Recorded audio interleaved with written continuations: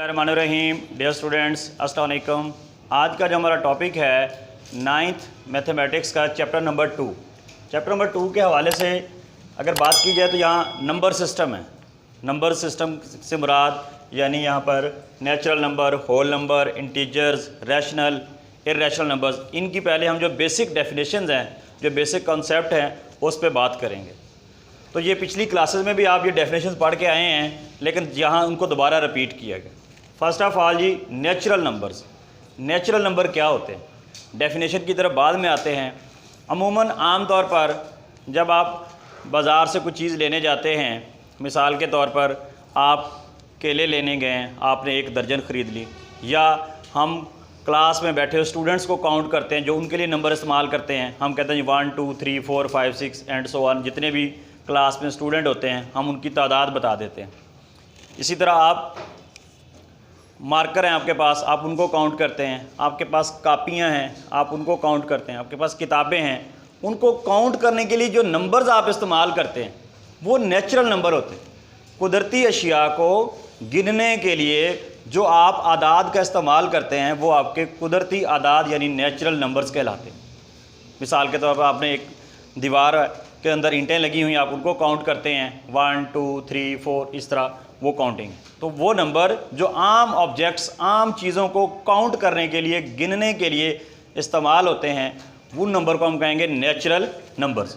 अगर हम इसकी डेफिनेशन की तरफ आएँ जो प्रॉपर आपकी बुक में दी गई है, द नंबर्स 1 2 3 डॉटेड का मतलब है ये जारी है, विच आर वी यूज, जो हम इस्तेमाल करते हैं फॉर काउंटिंग, गिनने के लिए, सर्टन ऑब्जेक्ट्स, कुछ चीज़ें गिनने के लिए।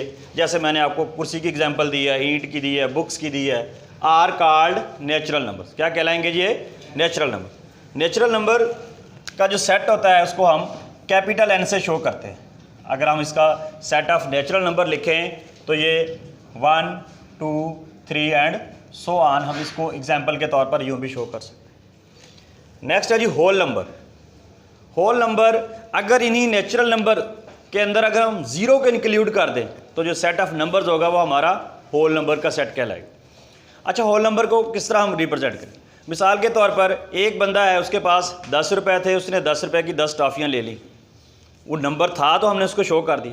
एक बंदा है, उसके पास पैसे ही नहीं है, उसके लिए आप मैथमेटिक्स में क्या लफ्ज़ बोलेंगे? कोई लफ्ज़ नहीं है। मतलब एक जिसके पास 2 रुपये थे आपने शो कर, जिसके पास 2 रुपये हैं, एक बच्चे के पास 3 रुपये हैं जी, 4 रुपये हैं, 4 5 रुपये हैं, जो उसके पास रुपीज़ थे आप उतना नंबर शो करते गए। अगर कोई एक ऐसा स्टूडेंट है जिसके पास कोई पैसे हैं ही नहीं, उसके लिए हम मैथमेटिक्स में क्या फिगर शो करते हैं? ज़ीरो। किसी के पास कोई पैसे ना हो ना, हम कहते हैं इसके पास 0 रुपीज़ है।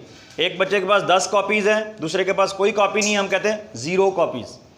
तो अगर आपके जो सेट ऑफ नेचुरल नंबर है, जो हमारे नेचुरल नंबर हैं, उनमें अगर हम ज़ीरो का इजाफा कर दें, ज़ीरो ऐड कर दें, तो वो हमारा जो सेट ऑफ नंबर्स होगा वो कहलाएगा सेट ऑफ होल नंबर्स। क्या बन जाएगा वो?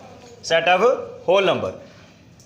क्या डेफिनेशन बनेगी? If we include zero in the set of natural number. Natural number ये जो अभी हमने शो किए हैं 1 2 3, अगर इसमें हम ज़ीरो का इजाफा कर दें तो ये वाला जो सेट ऑफ नंबर्स होगा कहलाएगा सेट ऑफ होल नंबर्स। इसको जो है W से शो करते हैं। फॉर एग्जांपल ये तो हमारे पास नेचुरल सेट था ना, 1 2 3 4 एंड सो ऑन, लेकिन अगर हम इसके अंदर एक ज़ीरो का इजाफा कर दें, किसका इजाफा कर दें? ज़ीरो का इजाफा कर दें, तो अब ये जो सेट कहलाएगा हमारे पास होल नंबर सेट कहलाएगा। कौन सा सेट कहलाएगा जी? Whole number set. इसके बाद आ जाएगी इंटीजर्स। इंटीजर्स की भी हम पहले एक जनरल एग्जाम्पल देखते हैं। इंटीजर्स में आपके पास 10 रुपये है, आपने 10 रुपये का एक समोसा ख़रीद लिया तो ये पॉजिटिव नंबर है। इसी तरह आपके पास पैसे नहीं हैं तो 0 रुपीज़ हैं आपके पास। अच्छा, आप एक समोसा ख़रीदने जाते हैं, समोसे की कीमत 10 रुपये है, आपके पास 7 रुपये है। आपके पास क्या जी? 7 रुपये। इसका मतलब आपको समोसा नहीं मिल सकता। आपके पास कितने पैसों की कमी है? 3 रुपीज़ की कमी। कितने रुपीज़ की? आप देखें, 7 आपके पास मौजूद हैं, वो कितने का आता है? 10 रुपये का। तो आपके पास कितने पैसों की कमी है? 3 की। लेकिन अगर हम इसको भी पॉजिटिव 3 शो करें, इसको भी पॉजिटिव, वो तो पॉजिटिव दोनों नंबर हो जाएंगे। लेकिन आप उसको किस तरह शो करेंगे कि आपके पास कितने पैसों की कमी है? जो चीज़ कमी हो, डेफिशिएंसी हो मैथमेटिक्स में, उसको माइनस से शो करते हैं। हम कहेंगे जिसके पास जो कमी है वो कितने रुपीज़ की है, -3। फिर वो नंबर क्या बोला जाएगा कि -3। सपोज आप जो है केले लेने गए हैं, केलों की एक दर्जन 50 रुपये की आती है, आपके पास 40 रुपीज़ है। कितने पैसों की कमी है आपके पास, 10 रुपये की। अब वो जो 10 है जो आपके पास मौजूद हैं वो +40 होंगे, जो नहीं है वो -10 होंगे। वो क्या है जी, -10, यानी 10 की कमी है, तो वो कमी को हम माइनस से शो करते हैं। तो ऐसा सेट ऑफ नंबर्स अगर हमारे पास आ जाए जिसके अंदर हम 0 भी शामिल करें, पॉजिटिव या इंटीजर यानी 1, 2, 3, 4 एंड सो ऑन, और इसके अलावा उसके अंदर -1, -2, -3, इस तरह यानी नेगेटिव नंबर भी और पॉजिटिव नंबर भी, और साथ उसके जो है -0 और पॉजिटिव, यानी 3 तरह के नंबर्स का कम्बिनेशन होगा। ऐसा सेट जिसके अंदर पॉजिटिव नंबर भी आ जाए, 0 भी आ जाए और नेगेटिव इंटीजर्स भी आ जाएं, उसको हम कहेंगे set of integers. Set of integer consist of positive integer. Positive integer mean यानी ये वाला जो हमने शो की, जिसके साथ कोई साइन ना लगाया जाए, वो पॉजिटिव इंटीजर्स कहलाते हैं। 0 and negative integers. Negative integers क्या है, जैसे ये -3 है, -2 है, -1 is called set of integers. इसको क्या बोलेंगे जी, सेट ऑफ इंटीजर्स। जी अब हम बात करेंगे जी रैशनल नंबर्स की। मैथमेटिक्स में रैशनल नंबर जो हमने इससे पहले पढ़े हैं, नेचुरल नंबर, होल नंबर और इंटीजर से ज़रा डिफरेंट है। वो किस तरह, मिसाल के तौर पर आप मार्केट में जाते हैं, आपकी अम्मी आपको कहती है बेटा सब्ज़ी लेके आओ, आप 1 kg एक पूरा जो है नेचुरल नंबर है, 2 kg नेचुरल नंबर है, 3 kg नेचुरल नंबर है। अगर आपको कहा जाए कि जी 1.5 किलो आलू लेके आओ, 2.25 किलो चीनी, यानी जो हम ये अगर एक नंबर लाइन पे हम शो करें, सपोज कि ये हमारे पास 0 है, ये 1, ये 2, ये 3, अगर 1 किलो चीनी कहा जाए, 2 किलो चीनी, 3 किलो चीनी, ये बात तो समझ आती है। अगर आपको कहा जाए 1.5 किलो चीनी लेके, तो वो फिर कौन सा नंबर है, वो कहाँ एग्जिस्ट करेगा। इसका मतलब है 1.5 किलो का मतलब ये है कि वो 1 और 2 के दरमियान में होगी, यानी 1 से वैल्यू 1.5 किलो का हम यूँ भी लिख सकते हैं और उसको हम यूँ भी लिख सकते हैं, यानी वो वैल्यू 1 से बड़ी होगी, 2 से छोटी होगी। इसका मतलब है 2 नेचुरल नंबर्स के दरमियान में भी कोई नंबर आते हैं, 2 नेचुरल नंबर के दरमियान में भी कोई नंबर आते हैं। मिसाल के तौर पर अगर हम इसी एरिया को डिवाइड करें, सपोज हम कहते हैं ये एक इसका पार्ट है, ये दूसरा, ये तीसरा, चौथा, 5वां, 6वां, 7वां, 8वां, 9वां, ये 10वां। इस पार्ट को हम क्या बोलेंगे, 1/1। अगर हम 10 पार्ट्स करते हैं तो ये 1/10 हो जाएगा। उससे अगला क्या हो जाएगा, 2/10, उससे अगला 3/10, उससे अगला 4/10, उससे अगला 5/10। इस तरह हम उस 1 और 2 के दरमियान वाले जो नंबर्स हैं उनको हम इक्वल 10 पार्ट्स में तकसीम कर सकते। अब ये जो दरमियान में जो नंबर आ गए हैं 1/10, 2/10, 3/10, 4/10, 5/10 सो ऑन अप टू 2, इन नंबर्स को क्या बोलेंगे, these numbers are called rational numbers. इन नंबर को हम क्या बोलेंगे, रैशनल नंबर। तो बेटा हम बात कर रहे थे कि ये जो 1 और 2 के दरमियान में जो नंबर आ जाते हैं, जो फ्रैक्शंस भी आप इनको कहते हैं, जैसे 1/2, 2/3, 3/4, या इनको हम जो है बटे वाले, उर्दू में हम कहते हैं 2/3, 4/5, 6/7, इस तरह बटे वाले नंबर, इस तरह के जो बटे वाले नंबर होंगे जिनको आप इस बाई की फॉर्म में लिख सकते हैं, P/Q की फॉर्म में लिख सकते हैं, ऐसे नंबर्स को हम रैशनल नंबर बोलेंगे। क्या बोलेंगे जी, क्या डेफिनेशन हो जाएगी जी, ऑल द नंबर, वो तमाम नंबर ऑफ द फॉर्म जिनको इस शक्ल में लिखा जा सके, P/Q। P/Q का मतलब यानी बटे की शक्ल में लिखा जा सके, where P and Q are integers.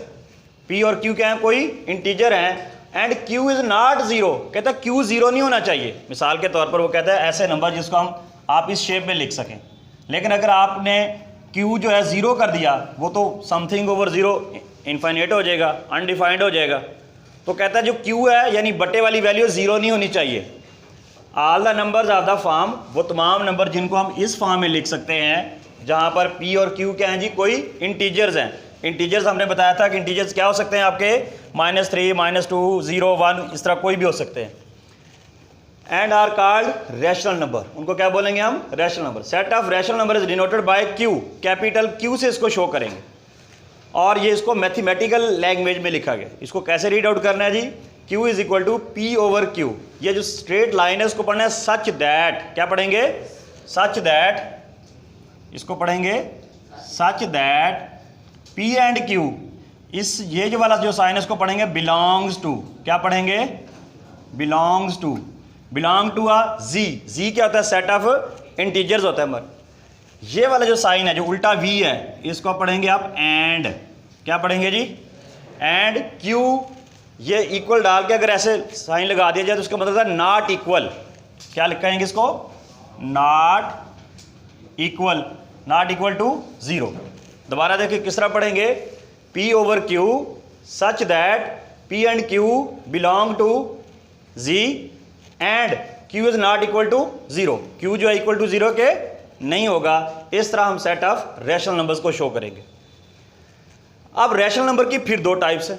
Rational number की अगर हम आम कॉमन एग्जांपल देखें तो 2/5, 3/8, 2/7 एंड सो ऑन, जितनी भी आप बटे वाली वैल्यूज़ लिखते जाएंगे वो सारे आपके रैशनल नंबर कहलाएंगे।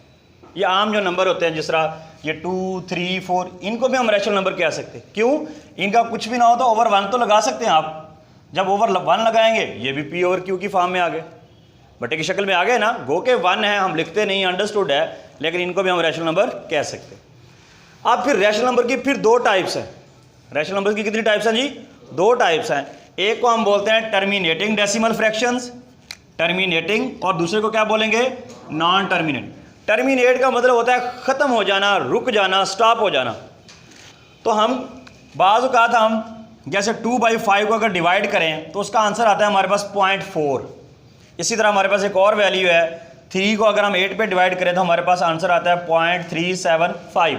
अब यहाँ जाके ये आंसर रुक जाता है। इससे आगे अगर आपकी जो कैलकुलेटर की डिस्प्ले है उसके ऊपर कोई और नंबर नहीं आता, तो ऐसे नंबर्स को हम कहेंगे टर्मिनेटिंग डेसिमल फ्रैक्शन। क्या कहेंगे? Terminating decimal fraction. डेफिनेशन देखें जो बुक में दी गई है, द डेसिमल फ्रैक्शन ऐसी decimal fraction in which there are finite numbers of digits. Finite यानी महदूद नंबर हो, एक खास हद के बाद रुक जाते हैं, जैसे पॉइंट के बाद 4 आ गया, बस उसके बाद और कोई नंबर नहीं है। इसी तरह ये 0.375, इसके बाद और कोई नंबर शो नहीं होता आपके जो कैलकुलेटर के डिस्प्ले पे, यानी महदूद हैं, लिमिटेड नंबर होते हैं। तो ऐसे नंबर्स को हम क्या कहते हैं जी? Terminating decimal fraction.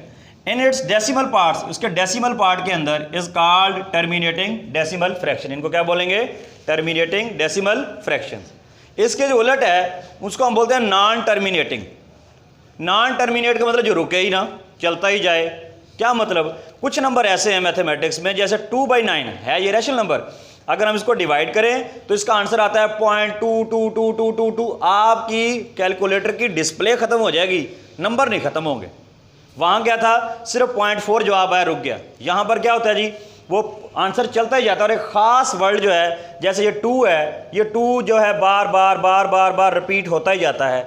या एक और एग्जांपल जैसे 4/11 है, अगर हम इसको डिवाइड करें तो 36, 36, 36, 36, इस तरह ये अगेन एंड अगेन बार बार 36, 36 रिपीट होता जाता है, यानी टर्मिनेट नहीं होता, रुकता नहीं है, बल्कि कंटिन्यू रहता है। ऐसे जो डेसिमल फ्रैक्शन है उनको हम रिकरिंग या नॉन टर्मिनेटिंग डेसिमल फ्रैक्शन भी कहते हैं। क्या डेफिनेशन होगी जी? The decimal fraction in which some digits are repeated. इसमें क्या होते हैं? कुछ डिजिट रिपीट होते हैं अगेन एंड अगेन, बार बार, in the same order in its decimal part, उसके डेसिमल पार्ट के अंदर उसी ऑर्डर में उसी तरतीब से बार बार रिपीट हो रहे होते हैं, is called non terminating decimal fraction. ऐसे नंबर्स को हम नॉन टर्मिनेटिंग डेसिमल फ्रैक्शन या रिकरिंग डेसिमल फ्रैक्शंस कहते हैं जी। नेक्स्ट हमारे पास जो है रैशनल का उलट है।